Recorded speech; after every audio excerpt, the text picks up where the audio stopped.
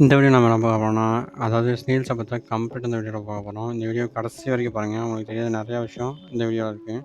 வாங்க வீடியோக்குள்ள போலாம்.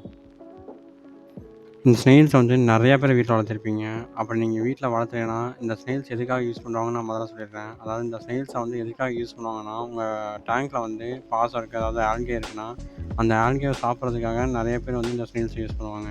அந்த ஸ்னெயில்ஸ்ல நெறைய வகை இருக்கு. அதாவது ஆ ரொம்ப ரொம்ப நெறையா டைப்ஸ் ஆஃப் ஸ்னெயில்ஸ் இருக்கு. அதாவது அக்வேரியம்ல வளர்த்ததுலயே அதில ரொம்ப ரொம்ப மெயின் டைப் அதாவது காமனா எல்லா இடத்துலயும் கிடைக்கிறது என்னன்னு பார்த்தீங்கன்னா, இந்த ஆப்பிள் ஸ்னெயில்ஸ்.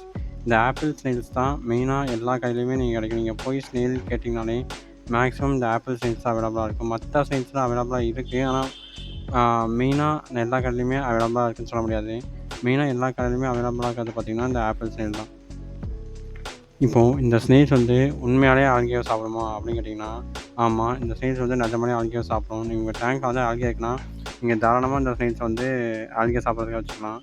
இந்த டேங்க்ல ஆல்கே இல்லைன்னா, உங்க டேங்க்ல இந்த ஸ்னேக்ஸ் வைக்கலாமான்னு கேட்டிங்கன்னா, அத நான் ரெக்கமெண்ட் பண்ண மாட்டேன்.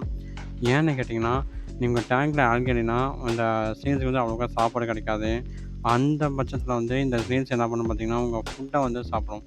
அப்படி நீங்க ஃபுட்டு சாப்பிட்டு நீங்க ஸ்னெயில் வளர்த்தணும் அப்படின்றது ஒரு இது கிடையாது. ஏன்னு சொல்றேன் அப்படின்னு நீங்க கேட்டீங்கன்னா, இப்போ நீங்க ஸ்னெயில் வளர்த்துனீங்கன்னா உங்களுக்கே தெரியும். அதாவது நீங்க ஆல்கே சாப்பிடும் இந்த ஸ்னெயிலு. ஆல்கே உங்க டேங்க்ல இருக்காது. ஆனா ஒரு ஒயிட் லேயர் மாரி இந்த ஆல்கே போற இடத்துல தான் இது ஃபார்ம் பண்ணி விட்டுரும். அதாவது இந்த ஆல்கே போற இடத்துல தான் ஒரு ஒயிட் லேயர் மாரி ஃபார்ம் ஆயிரும். அது உங்களோட டேங்க்கோட ஒரிஜினலுக்கும் அந்த ஒயிட் லேயர் இருக்கிறதுக்கும் ரொம்ப நல்லா வித்தியாசம் தெரியும். அது நீங்க கழுவுனா தான் ரொம்ப நல்லா போகும்.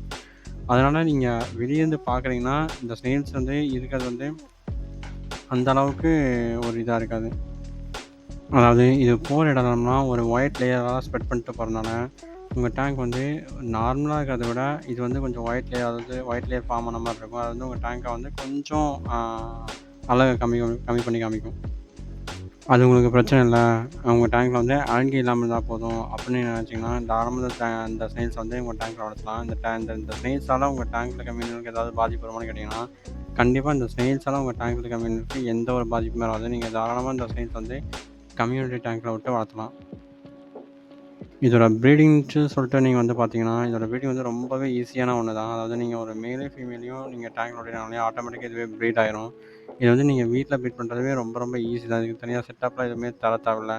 நீங்க ஒரு மேல், ஃபீமேல் ஸ்னெயில்ஸ் உள்ள விட்டீங்கனாலே ஆட்டோமேட்டிக்கா இது ப்ரீட் ஆகி, இது ஆ எக் லே பண்ணும். அதாவது எக் லே பண்றது எப்படி எக் லே பண்ணும்னா, இது தண்ணிக்கு வெளியில அந்த மேல இருக்கிற கன்னல்ல எக் லே பண்ணிட்டு உள்ள போயிரும். அதுக்கப்புறம் இந்த எக்க பொரிச்சு, அதுக்கப்புறம் மறுபடியும் அந்த தண்ணிக்குள்ளேயே அந்த குட்டிங்களா மறுபடியும் அந்த டேங்க்லேயே அந்த சின்ன குட்டிங்களா வளர ஆரம்பிச்சிரும்.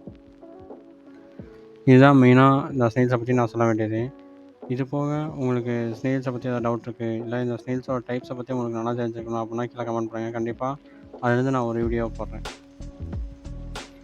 அப்புறம் இந்த வீடியோ பிடிச்சிருந்துச்சுன்னா லைக் பண்ணுங்க, ஷேர் பண்ணுங்க, மறக்காம சப்ஸ்கிரைப் பண்ணிடுங்க.